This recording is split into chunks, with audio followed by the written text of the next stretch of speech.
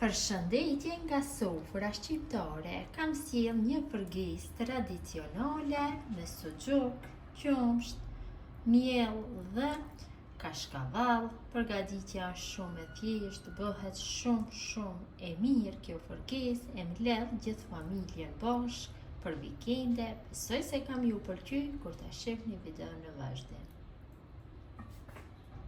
Filloj me përgatitjen. Këtu kam 250 gram me suxhuk marr dhe ndoj kështu në feta të holla.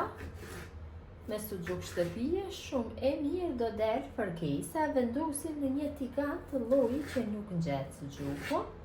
Këtë mënyrë bëjmë prerjen e gjithë suxhukut.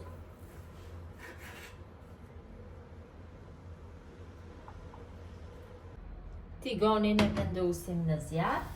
Hedhim vaj, dikon rreth 50 ml dhe suxhukun e skuqi mirë nga të dy anët në temperaturë mesatare. Kam skuqur nga të dy anët, tash ja shtoj dikon rreth 2 lugë gjelle me mijë dhe e përgoj millën kështu me suxhukun duke e përzier vazhdimisht dikon rreth 2 minutave. Përgohet milli mirë, pa tjetër duket. E përzim vazhdimisht.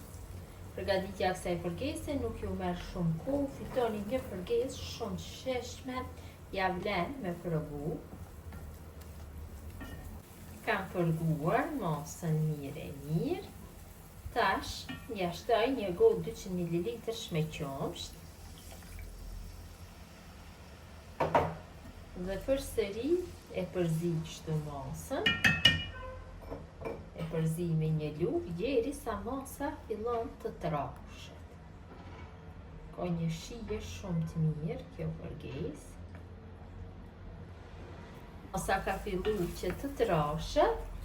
Tash shtojna shumë pak biber të kuq, shumë pak, dhe shtojna krip, dikon një lugë të mesme, jo të mbushur plot, mirë po kripa zakonisht shtohet sipas dëshirës. E përzim kështu që të përhapet kripa dhe biberi i kuq. Kam përzier masën mirë, është trashur mjaftueshëm. Ka një aromë jashtëzakonisht të mirë.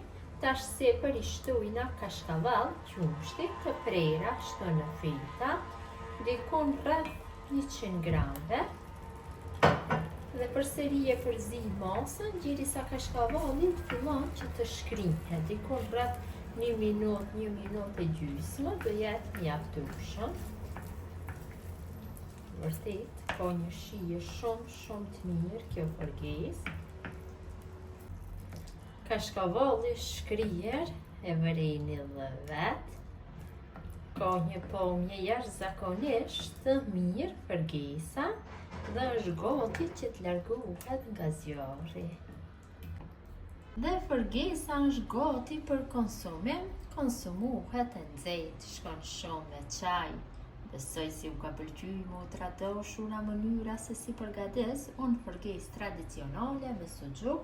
Gjithë ju që e përgatisni në këtë mënyrë, ju bëft mirë, mirëmbëjtje nga sofra shqiptare deri në recetën e radhës.